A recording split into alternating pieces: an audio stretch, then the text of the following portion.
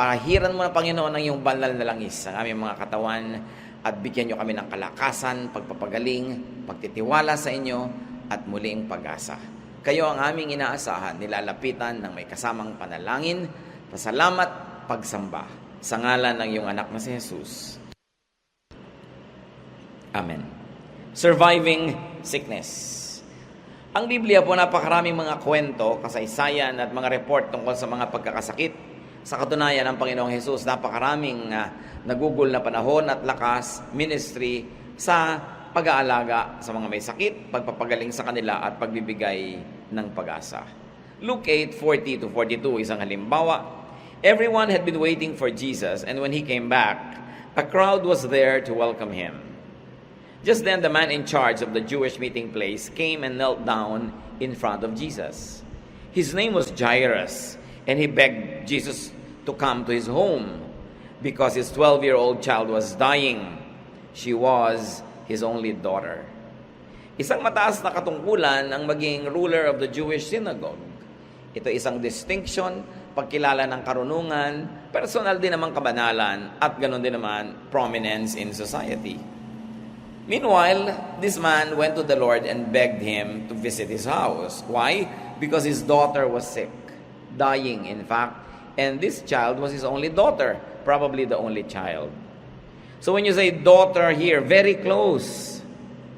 Sino ba ang mga close sa atin talaga? Mga anak, magulang, kapatid, asawa, sweetheart, partner, kaibigan, sino mang mahal sa buhay, na kung mabuhay ay tayo nadadagdagan ng buhay at kung bawian ng buhay ay may nawawalang bahagi ng ating puso, yun. Iba ang may personal at emotional connection sa may sakit. Pagka may personal and emotional connection, mas lalong parang malaki yung taya. Mas malaki yung mawawala. Mas mahirap sa kalooban. What more, this girl was only 12 years old. She was a 12-year-old girl. In other words, sakop pa ng magulang. Menor de edad, sagutin, pananagutan, dependent. Mas tumindi yung pananagutan nitong si Jairus na ihanap ng lunas ang sakit ng pasyente dahil bukod sa anak niya at kaisa-isang anak ay bata pa. There was so much of life ahead. She was an only daughter. So mayroong personal stake and interest ang magulang. Dahil mahal yung bata, at syempre, napakarami na nila na pagsamahan na pinapahalagahan ng magulang na magpatuloy na mangyari sa buhay nila, at inaasahan niya na sa kanyang pagtanda ay magiging kasama niya ang kanyang anak. Magkakaroon siya ng mga apo. Bigla ngayon ay nag-aagaw buhay. Parang lahat ng inaasahan mo at lahat ng pangarap mo ay parang gugho. Parang matitibag, mawawala ang lahat-lahat. She was not only sick, she was dying. So all promises and hopes are now gravely threatened. Therefore, Jairus, in spite of his high position in society, begged Jesus. What would you not do? Meron ba tayong hindi gagawin, haharapin, para ihanap ng lunas ang sakit ng mahal natin sa buhay? Luke 8:49-56 sa pagpapatuloy. While Jesus was speaking, someone came from Jairus' home and said, "Your daughter has died. Why bother the teacher anymore?" When Jesus heard this, he told Jairus, "Don't worry. Have faith, and your daughter will get well." When Jesus went into the house, but he did not let anyone else go with him except Peter, John, and James, and the girl's father and mother. Everyone was crying and weeping for the girl, but Jesus said, "The child isn't dead. She is just asleep." The people laughed at him because they knew she was dead. Jesus took hold of the girl's hand and said, "Child, get up." She came back to life right away and got right up. Jesus told them to give her something to eat. Her parents were surprised, but Jesus ordered them not to tell anyone what had happened. So the girl died. Sa kabila ng pagsisikap ng magulang na ihanap ng lunas, namatay at dumating ang masaklap na balita kung kailan papunta na sila dun sa bahay nitong si Jairus.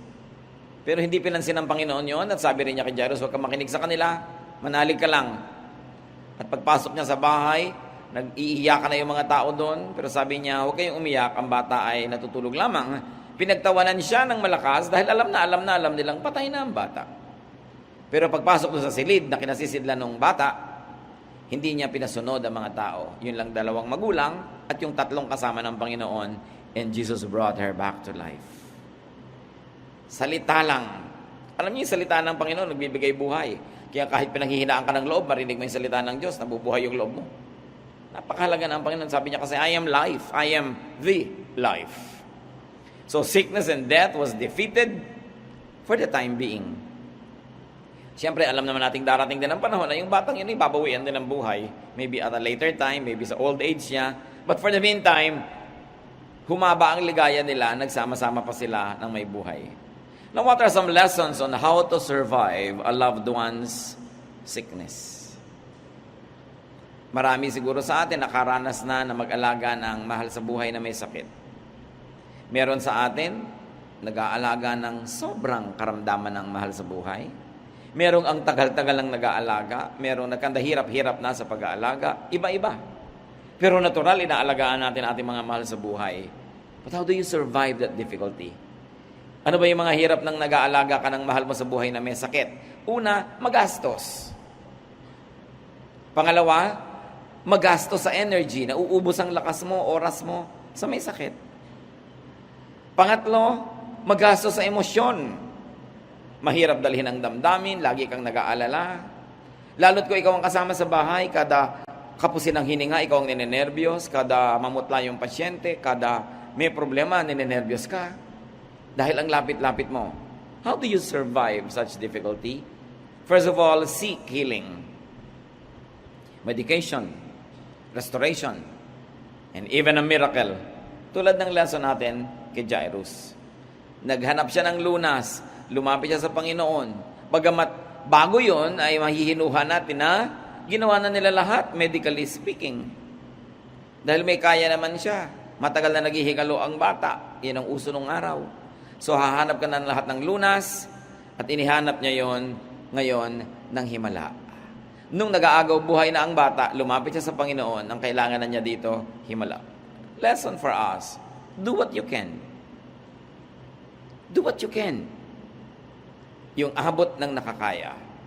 Kaya naman mabuti sa buhay, pinahahaba mo yung naaabot ng kamay mo at ng iyong paa. Dinadamihan mo yung koneksyon, nagtatrabaho ka, para meron kang mga kakilala, para meron kang mga natulungan, natutulong din sa iyo, para mas dumami yung kaya mo. Kasi kung wala ka malang natulungan, sinong tutulong sa iyo? Kung wala ka malang naipundar, limited masyado ang iyong kakayanan. Kung wala kang kaalam-alam, limitado ang iyong karunungan, hindi mo alam kung ano ang gagawin sa isang may karamdaman. So pag sinabi nating, do what you can, lahat ng pwede mong gawin bago magkaroon ng pagkakasakit sa iyong pamilya, sa iyong mga circle of friends, pinapalaki mo na yung utak mo, pinapalaki mo yung mundo mo. Kung mapapalali mo yung bulsa mo para maraming laman, ginagawa mo na ang pinakamaganda mong PR dahil sabi nga nila, weather lang yan. Darating ang panahon, baka ikaw nangangailangan. Di ba? Iba na yung may kilala kang doktor, may kilala kang therapist, may kilala kang ganito, may kilala kang ganon, kesa wala. Kaya alang-alang sa mga mahal natin sa buhay na mga ngailangan ng tulong natin, sooner or later, we expand our world.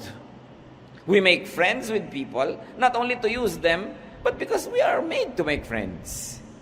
Kung ang mga ginagawa mo sa buhay, kaaway, kasamaan ng loob, no? Kakompetensya, mamaya pag ikaw yung may nangangailangan, may pasyente ka, titikisin nila yon.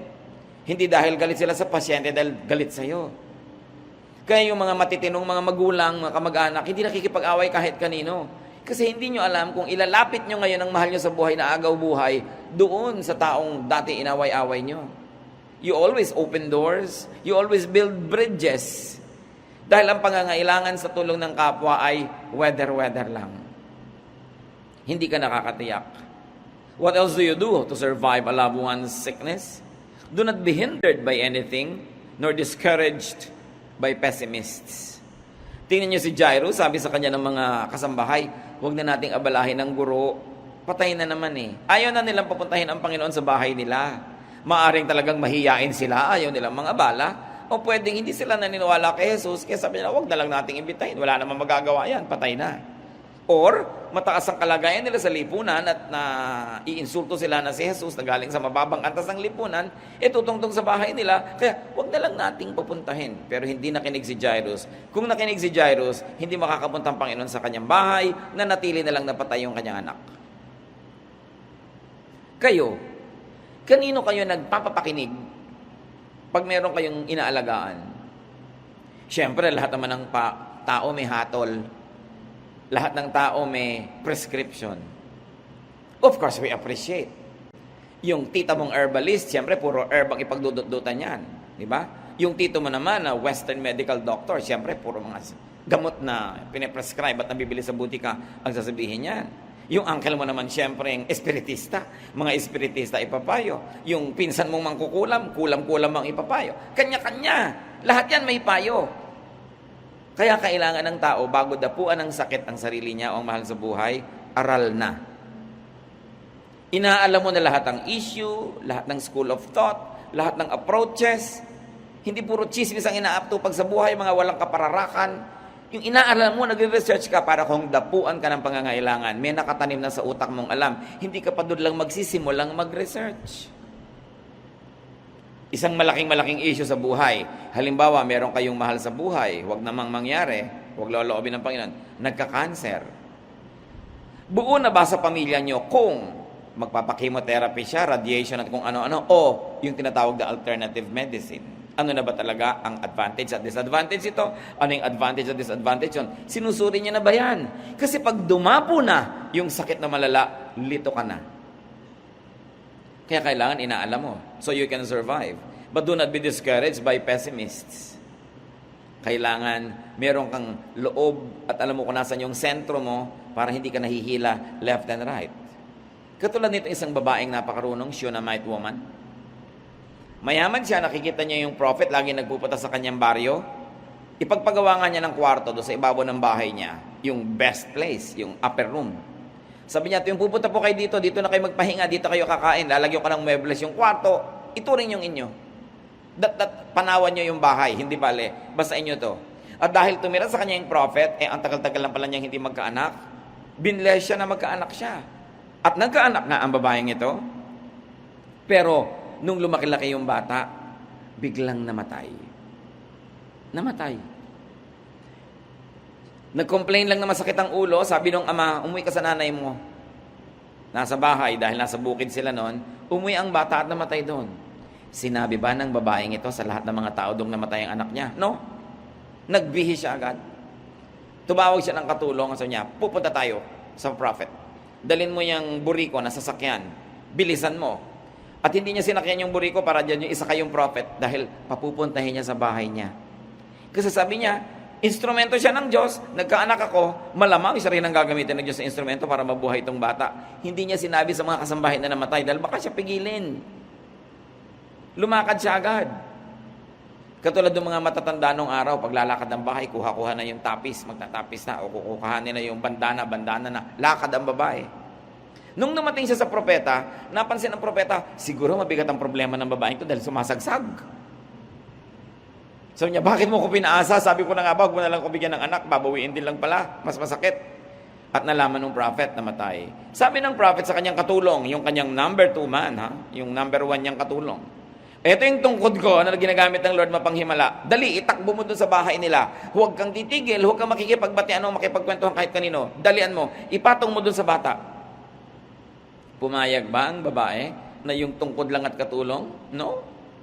2 Kings 4:29-30. Gehazi, get ready and go to her house. Elisha said, take along my walking stick, and when you get there, lay it on the boy's face. Don't stop to talk to anyone, even if they try to talk to you.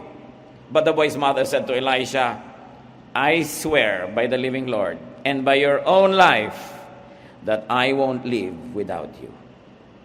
So Elisha got up and went with them. And to make a long story short, through his personal ministrations, the boy went back to life. Sabi ng babae, hindi ako aalis dito nang hindi kayo ang kasama ko. Matibay ang loob. Palibas at may nagawang mabuti doon sa prophet.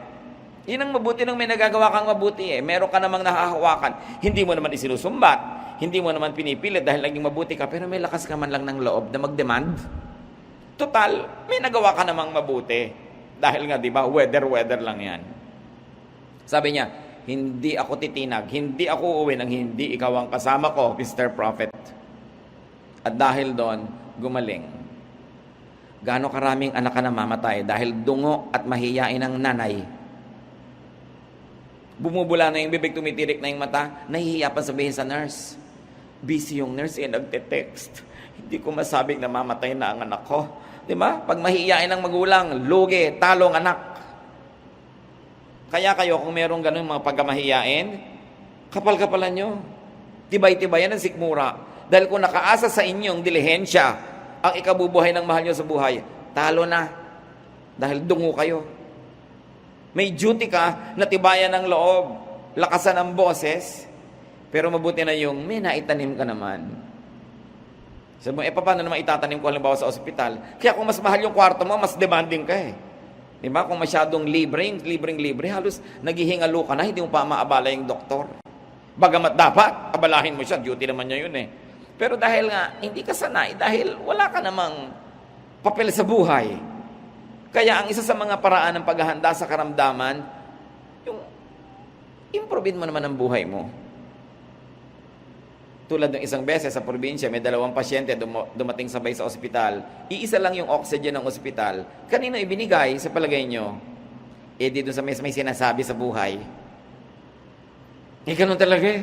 Bagamat hindi yun ang tama, pero mamimili rin lang yung mamimili. Siguro, ninang niya sa kasal.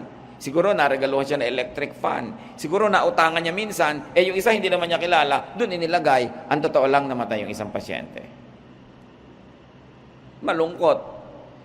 Kaya ikaw na may tungkulin, isang magulang, lagyan mo naman ng kabuluhan yung buhay mo, dagdagan mo. Para may bargaining power ka sa oras ng kagipitan. How do you survive a loved one's sickness? Ilaban ang pasyente. Get the best. Kaya pag dumadalaw ko sa mga may sakit, tinatanong ko, laban ba to? Mukhang hindi nyo nilalaban. Lalo't maraming anak, naghihili-hilian kung sino ang gagastos. No? Dapat pag may pasyente, ilaban yan. Sa kanilang pag-usapan yung maggastos. Do your best and extract the best from others. Katulad lang nung araw, nung maliit itong anak ko, dadalhin mo sa ospital para magswero. Nakakapitong sundot na yung nurse. Ngangangawa na ang bata. Sabi ko, teka. Tigilan mo anak ko. Ikaw ba sharpshooter dito? Pagka hindi sumagot, ibig sabihin hindi siya. Pero pag subukan po natin, ibig sabihin siya yun. Sabi ko, please, no offense, pero tigilan mo siya. Call somebody better.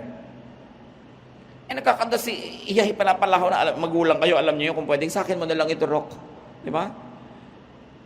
Kung mahihiyain ka, wala, butas-butas na parang ginanchilyo na yung anak mo, nahihiya ka pa. Extract the best from others. But it's always best when you can to earn and save money. Siyempre, iba naman yung tingin sa may pambayad. Sa tama't sa hindi, yun ang kalakaran ng mundo. Kaya ang tao dapat may isinisave kahit paano, pang down naman lang sa ospital. Hindi gagastusin mo sa debu, gagastusin mo sa ganito, sa gano'n. May itatabi ka kahit paano, para pag may itakbo ka sa ospital, may pang down ka. Maintindi ka. And if you can, get an insurance. Pag-aralan nyo lang, huwag yung 1, 2, 3. Dahil meron talaga namang mga tumatakbo. Diba? And very importantly, may pera ka't hindi, plant goodwill. Makisama. Makisalamuha, makipagsangkutan sa mga tao. We all need help. Habang ikay malakas, mayroon kang maitutulong, ibigay mo lahat. At idalangin mong hindi ka mangailangan ng tulong kailanman, di tumulong ka. Pero kung dumating yung pangangailangan, para kayong babae, hindi po ako alis, hindi kayong kasama ko. Meron ka malang kinakapitan kahit paano. Mahalaga. Pag may goodwill ka, panalo ang patient mo. Kaya ikaw yung bantay sa ospital, wala ka man lang ka-PR, talo ang patient mo. Ikaw yung bantay sa ospital, darating ka, meron ka man lang dalang siopaw sa mga nurses. Naku, siguradong intinding-intindi ang pasyente mo. Siyempre, iba na yung may konting padulas. May dala kang tsokolate sa nurse, may dala kang ganito, may dala kang ganun. Iba yun. Kasi siyempre, tao ay tao. Di naman masama yun, di mo naman siya kinokorrupt. Kaya yung mga hindi marunong man lang manggano, manghimas ng mga may kapangyarihan para tumulong, nalulugi. Don't be shy. Isang napakalaking kapintasan niya maging mahiyain in times of emergency. Hindi pwede. Kaya mag-practice na kayo sa maliliit na bagay pa lang para pag dumating malaking bagay, sanay ka na. Seek help and prayer from many people. Iba yung may katuwang.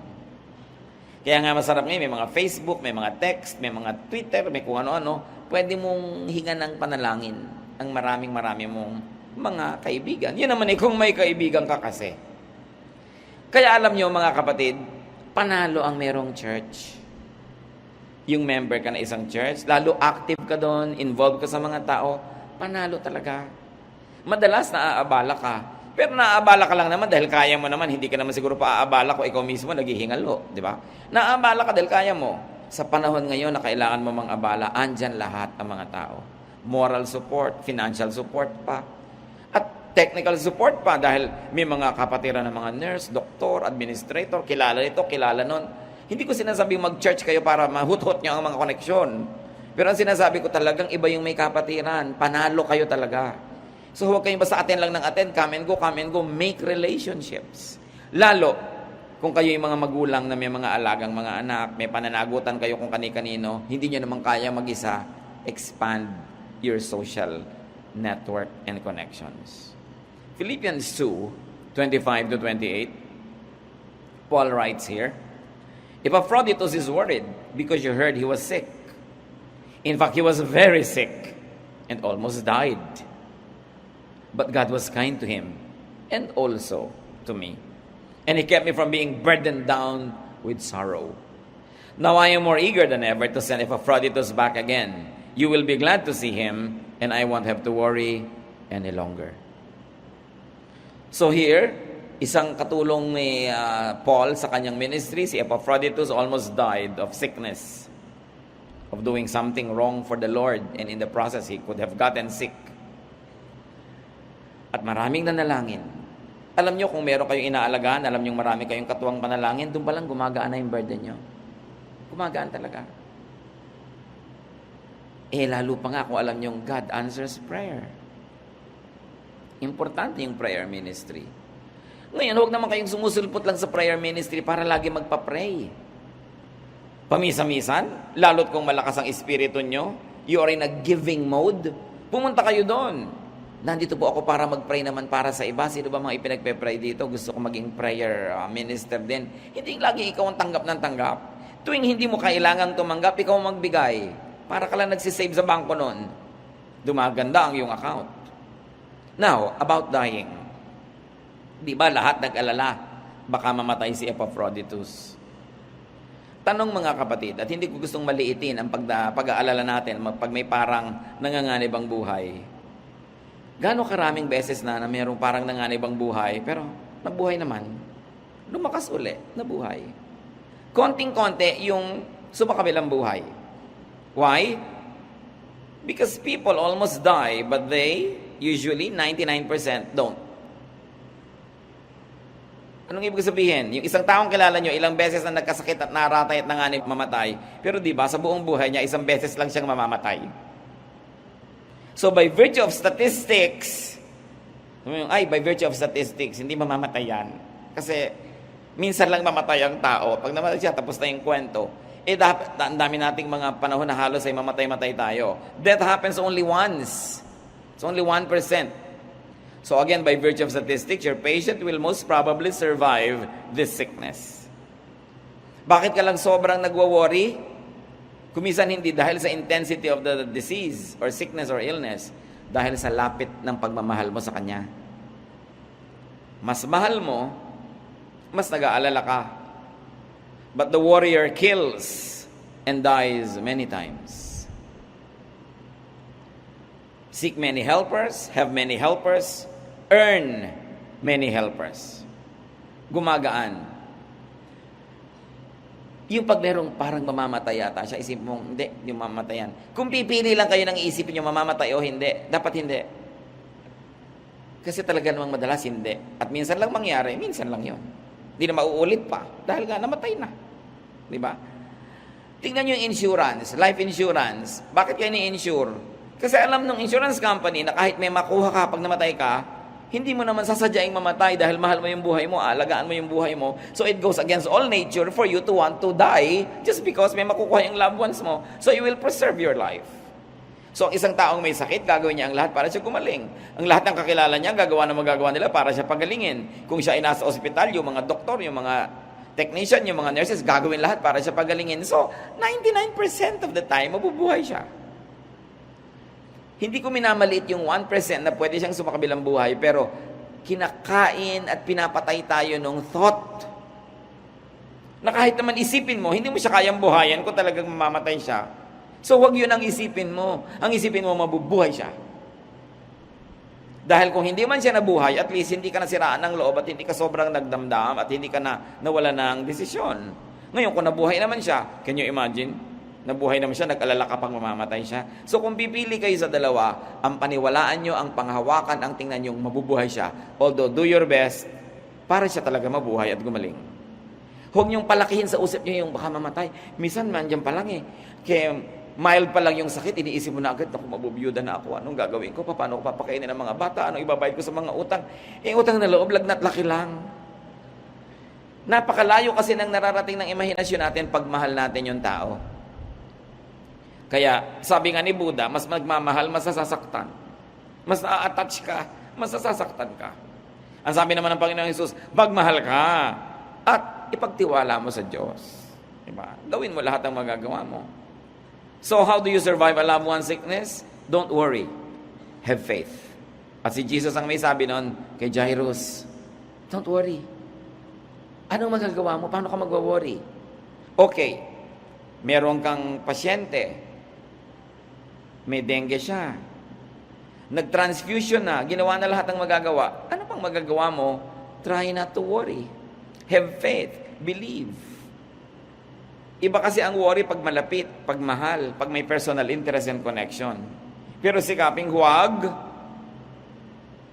masyadong maging ganon. Huwag magpa-apekto ng ganap. Kasi kung ikaw ang tutulong sa pasyente, sira ang decision mo, you're emotionally wrecked. What can you do? So, do your best to help, then try to have some distance. Like what you do in other cases. What do we mean? O yung palang si ganong kamag-anak natin, may sakit, ipag-pray natin. O ipinag-pray mo na, pagka-pray mo, di ba, tapos na, may gagawin ka ng iba, tuloy ang buhay. Si ganun palang kaibigan natin, may sakit, o ipag-pray. Pagka-pray mo, tapos na yung prayer mo, bukas nadalaw ako sa kanya, pero tuloy ang buhay. Pero bakit pag mahal na mahal mo yung may sakit, ipinag-pray mo na, pagkatapos mo mag-pray, nagwo-worry ka uli. Ito yung sinasabi ko mga kapatid na suggestion ko na para i-protect nyo ang sarili nyo from needless worry. Total worrying won't do anything good and it won't help the patient. Pray and forget. Mahirap gawin pag mahal mo. Pero ipagtiwala mo. Gumagaling din naman sila, di ba? Ang dami na nating hindi sobrang nating mahal, hindi sobrang malapit, nalaman nating may sakit, pinag-pray natin, then we totally forgot. Then the next thing you know, galing na siya. Hindi ka naman nag-worry, hindi siya pinagaling ng worry mo, wala ka nang ginawa, gumaling din naman siya. So, pwede ba natin kayang i-apply yun sa mga mahal natin sa buhay? Ipinag-pray mo na, pinagkatiwala mo sa Diyos, ginawa nyo ang pwedeng gawin clinically, diba? Technically, medically, wala, ginawa nyo na lahat. And then, pinag-pray mo na, try not to worry. Kasi wala namang ma-accomplish. Pag kasi malapit ang ipinagpe-pray, ganito tayo eh. Pray, tas worry. So pray uli, tas worry uli, at walang katapusang kape-pray. Sabi naman ni Lord, di ba? The Father knows what you need before you ask Him. Don't be like unbelievers who keep on saying many, many things. They think they will be heard for their many words.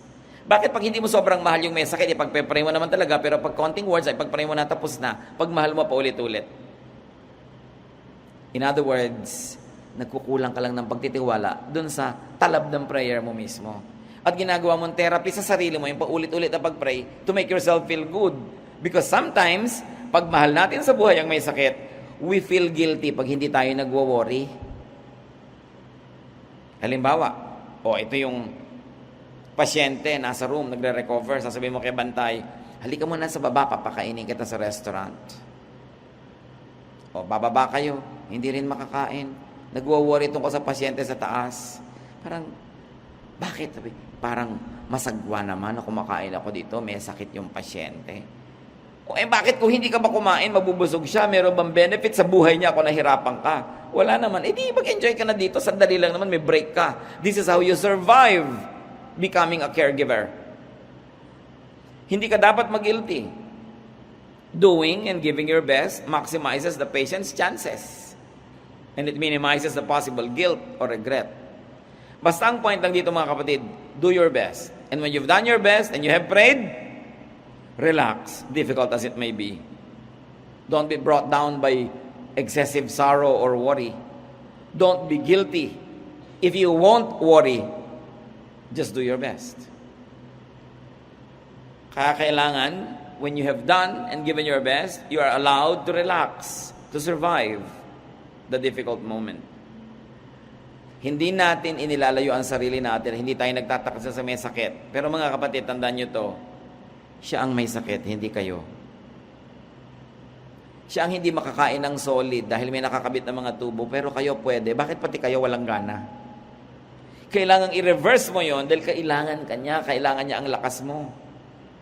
Kung 3 buwan ka na nagbabantay sa ospital, manong may nagyaya sa'yo, mag-malling naman tayo, mag-spa, magpamasahe tayo, sumama ka, dahil kailangan mo ring ma-relax, kailangan mong makarecover ng yung strength, ma-refresh, dahil tao ka rin, meron ka ring health na alagaan, at saka hindi naman ikaw yung may sakit. Don't behave like ikaw yung may sakit. And don't be guilty if you behave well, and if you behave normally. Kasi duty mo sa may sakit na palakasin ang sarili mo para lalo kang maging kapaki-pakinabang sa kanya. Iniisip kasi natin, laging damay hindi naman nakakakain yung mahal ko sa buhay, hindi na rin ako kakain. Hindi siya makatulog, hindi rin ako matutulog. Anong maitutulog mo sa kanya kung puyat ka? Anong maitutulog mo sa kanya kung nagkasakit ka na rin? Kaya mahalaga yung meron kang wide circle of friends na kahit nagbabantay ka, pwede ka rin magkaroon ng break dahil merong re-relyebo sa'yo, may magbabantay para makauwi ka naman, makapaligo, makapagpamanicure, kung yun ang magbibigay ng relaxation sa'yo. Don't feel guilty about that. Don't kill yourself only because you're taking care of someone you love who is sick. Make sacrifices that will only be credited to the welfare of the patient. But if your sacrifice will have no credit and bearing on the patient, don't sacrifice. Nobody is asking you to sacrifice, not even God. Now, how do you survive your personal sickness? Kung ikaw naman yung may sakit. Merong isang babaeng ganyan, 12 taon nagdusa. Siya pa rin ang gumagawa ng paraan sa buhay niya. Mark 5:25-30. In the crowd was a woman who had been bleeding for 12 years. She had gone to many doctors and they had not done anything except cause her a lot of pain. She had paid them all the money she had, but instead of getting better, she only got worse. The woman had heard about Jesus, so she came up behind him in the crowd and barely touched his clothes. I will get well. No? She said to herself, if I can just touch his clothes, I will get well. As soon as she touched them, her bleeding stopped, and she knew she was well. Ito yung babaeng dinudugo ng 12 taon. May nagtanong sa akin bata, paano pa po siya nabuhay? 12 taon na pala siyang dinudugo. Anak, patak-patak lang yon, hindi naman agos. No? Kaya pa niyang mabuhay ng 12 taon. No? So anong kanyang ginawa? Una, nagpunta siya kung kani-kanino manggagamot. Pero lumala lang at naubos pa pera niya. But anyway, seek practical and medical healing. That's what she tried. Like for other people's sickness, earn and save money. If you can, get an insurance and plant goodwill. Because we will all need help. It's only a matter of time. Isa yung paraan how to survive your own personal sickness. And then seek miraculous healing. At yan ang ginawa niya sa Panginoon. Humingi siya ng kagalingan, bagamat hindi nagpaalam. Sa pananalig, gumaling. Alam niyo yung pananalig, sabi ng Panginoon, pagtingin sa Kanya, sa palagay niyo ba, nagpapagaling yung paghipo ng damit? Gumaling siya dahil hinipo niya? Yung humipo ka ng laylaya na ganon? Sabi ng Panginoon sa Kanya, your faith has healed you. Hindi naman sinabi ni Lord na, yung hemline ko has healed you. And the Lord did not even say, I healed you. Sabi niya, your faith has healed you. Naniniwala ka di gumaling ka. Eto ngayon, anong ibig ko sabihin mga kapatid? Kung naniniwala ang inyong tiya na pag naghiwa siya ng kalamansi at pinahamugan niya, at itinali niya sa leeg niya, at pampanyong ganun, gagaling yung ubo niya, huwag kayong mangontra, hayaan niyo siya, dahil pag naniniwala siya, gagaling siya. Kasi nagpapagaling ang pananalig.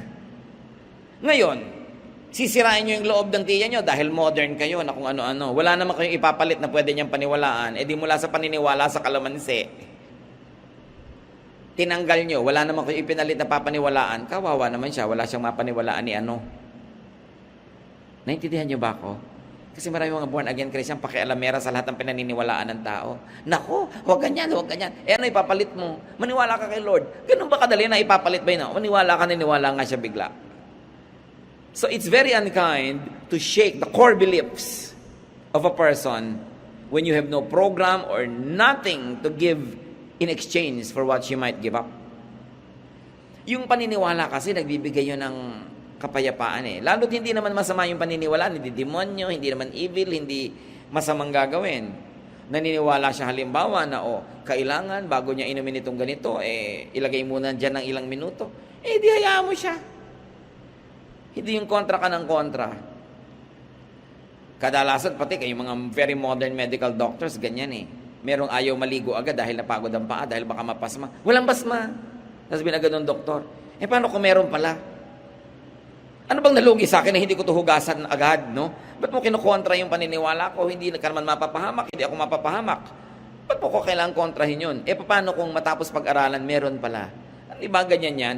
Sasabihin ng iba nag-aral, masama ang kape sa kalusugan. Biglang merong, mabuti ang kape sa kalusugan. Merong, masama ang red wine sa ganito. Mabuti. Yung sino na ba paniniwalaan mo? Dahil yung mga eksperimento, knowledge is dynamic and science is dynamic. What is knowledge now will probably be challenged 10 years from now. So, huwag ka lang kontra ng kontra for the sake na makapangontra ka kung wala kang ipapalit. Ang kawawang tao, hindi yung basta naniniwala sa kung ano na lang. Mas kawawa yung walang pinaniniwalaan. Kasi pag dumating ang pagsubok, dumating ang hirap, walang makapitan yung loob niya. Siya ang nalilito. Kaya napakahalaga ng relihiyon. Napakahalaga ng pananalig. Dahil yan nagbibigay sa'yo ng anchor, nagbibigay sa'yo ng tibay, may kinakapitan ka. At mahalaga yung para maitawid ka sa isang mahirap na sitwasyon. So, as we were saying, seek miraculous healing. Tulad nitong isang hari. Yung hari ba naman na may sakit, puntahan ng propeta, sabi ng propeta, mamamatay ka na. Hindi ka na babangon muli. Gusto nyo ba yung ganon? Isaiah 38, 1-6. About this time, Hezekiah got sick and was almost dead.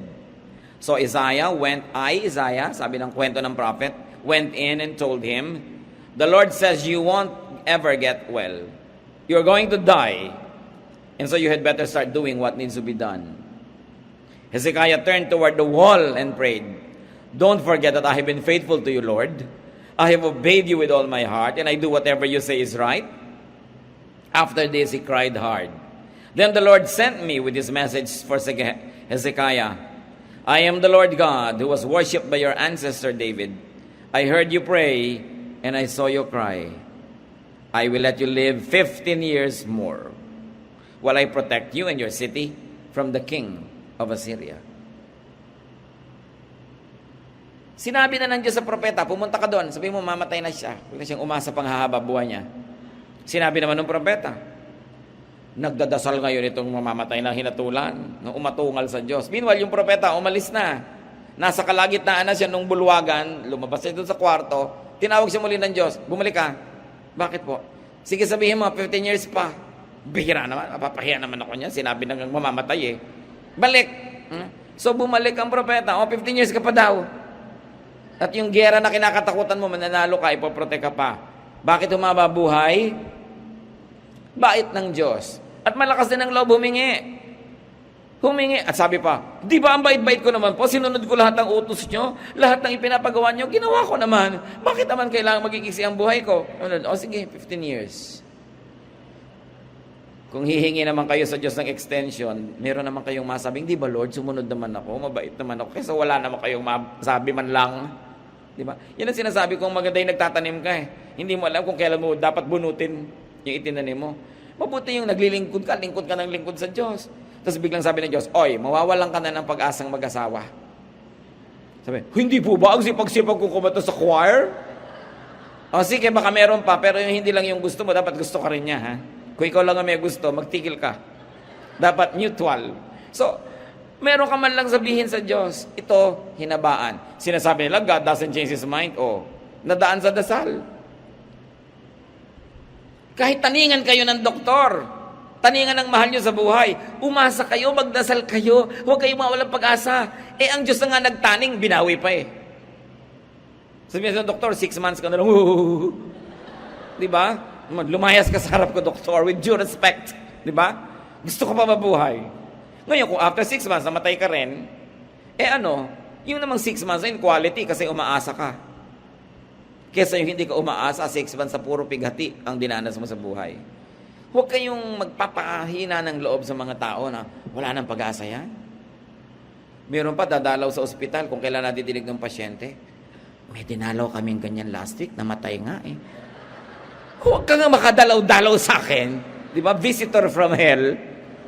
Ang daming ganung mga tao, tactless. Kung ano na pinag-uusapan mga namatay, nagkasakit, sa harap ng dinadalaw nila. Doon pa pag-uusapan. Nakakasira ng loob. Darating kayo doon yung may cheer. Yung kahit anong itsura nung dinadalaw nyo, lakasan nyo loob nyo. Kung mahal nyo sa buhay, darat na nyo kay payat-payat. Huwag yung, ang kawawa, itsura mo. Diba? Ikaw dapat unahing ilibing. Dapat hindi mo lang para pinapansin. O, nag-lose ka ng konting weight, makakaligayin ka rin. Bubuhayin yung loob. Hindi yung lalo yung taong pinanghinaan ng loob dahil dumalaw ka. Kailangan may ministry kapag dalaw. So ito ba naman yung dalaw to, sabi, mamatay ka na. Eh kaya naman niya ginawa, utos ng Diyos. Diyos na ang nagtaning, ha? So ang moral lesson, huwag kayong patataning. Umasa, manalig. Ngayon kung talagang oras na, hindi mo na mapigil, pero yung nalabi, umaasa ka, kesa sa namimighati ka. At ano naman malay mo, ipagkaloob sa'yo ng Panginoon. So seek God's favor. Seek God's reward. Therefore, magtanim. Kung kayo ang may sakit, mga kapatid, how do you survive it? Distract, amuse, preoccupy yourself with positive things. Ikaw ang may sakit, duty mong pasayahin ang sarili mo.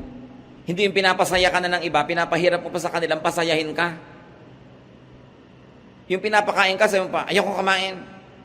Eh kung sabi sa'yo, di wag.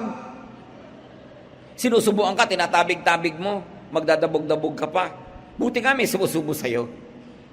Kung kayo po ang may sakit, mga kapatid, tulungan nyo naman yung nag-aalaga sa inyo, huwag nyo pahirapan. Buuin nyo yung loob nyo. Yung gusto kayo mag-therapy, tatatlong hakbang pa lang, gusto mo nang umayaw. Bakit? Kanino bang tuhod ang lalakas pagka nagsikap ka? Di ba sa'yo? Kailangan ilaban mo yan.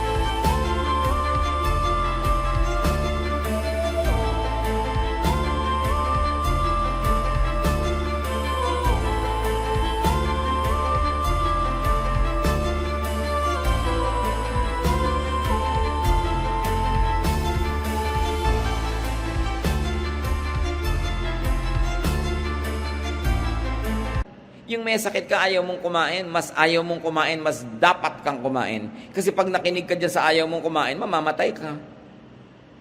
Ang katawan kasi dumadating yung point na parang gusto na mag-give up, doon mo siya dapat labanan. Yung pinapatawa ka, hindi ka malang tumawa-tawa. Naghahanap ka ng lungkot. Kailangan pasasayahin mo ang sarili mo. Lift up your emotional situation, your spirit, no? Dahil you have better health and higher resistance to infection when you are happy. Pasayahin yung sarili nyo, ihanap nyo ng comfort, and set people free from your sickness. Remember, kayo ang may sakit, hindi sila. So, payagan nyo silang mabuhay, payagan nyo silang magkaroon ng pinaka-normal na pwedeng buhay, kahit sila dedicated sa pag-aalaga sa inyo. In other words, may mga moment na hindi mo kailangan lagi na magbabantay, palayain mo siya, hayaan mo siyang mamasyal, hayaan mo siyang gawin yung gagawin niya, hindi laging nakatutok. Hindi ko mo tayo may sakit, magiging sobra na tayong selfish. Kasi baka maubos yung lakas o yung pasensya ng nag-aalaga sa atin. Aalagaan nyo rin yung nag-aalaga sa inyo. Dahil ang tao namang may sakit, hindi naman 24 hours a day, miserable feeling. Sometimes meron din siyang good feeling. Pwede ikaw yung magkwento, ikaw yung magpasaya ng bantay mo, hindi laging ikaw ang aalagaan. Be as independent as possible. Kung magkakaroon kayo ng sakit na pangmatagalan, yung haba, mag-aral kayong kumilos. Mag-aral kayong maglakad, mag-aral kayong pumunta dito, gawin yun. Yung lahat ng pwede nyong gawin nyo para naman magaan ang magiging pag-aalaga. The spirit is willing, but the body is weak. So sometimes, bababa yung standard ng pag-aalaga. Kasi kung minsan, ang iiwasan natin kung tayo inaalagaan, mga kapatid, yung makainisan. Yung alam nung nag-aalaga sa'yo, nagpapalusot na to, nag-OA na to, sobra na, yung mainis sa'yo. Dapat alam niyang ikaw din tumutulong para pagalingan na yung sarili, sinisikap mo rin yan, at hindi ka entitled na gawin ang lahat na miserable only because you're sick. Although, syempre, gusto nang nagmamahal sa'yo na alagaan ka talaga, pero kailangan turuan mo yung sarili na maging minimum yung hirap ng nag-aalaga. Habang kaya mo, kung talagang hindi mo kaya, kailangan mo subuan, kailangan mo buhatin, do it. Pero may mga moment na pwedeng ikaw, ipakita mong nagsisikap ka rin para ganahan ang nag-aalaga sa'yo. Kailangan miniministeran mo rin siya. Be as cheerful, be as light-spirited as possible, and be as cooperative as needed. Pag sayang, oras nang uminom ng gamot, ayokong bumangon. Pilitin mo kasi may oras eh.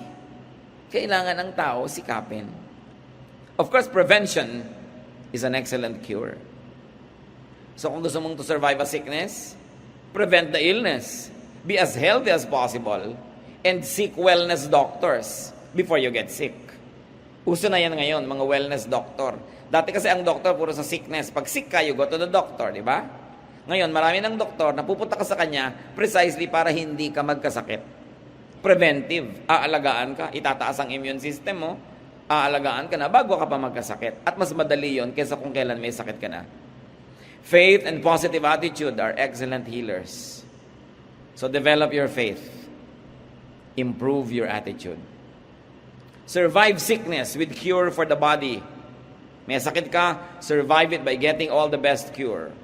And while your sickness is there, survive sickness with a positive attitude. Ang laking gamot, ang attitude. Positive yung attitude mo, cheerful ka, cooperative, hopeful, and you have faith, ang bilis mong mag-respond sa therapy, sa medication.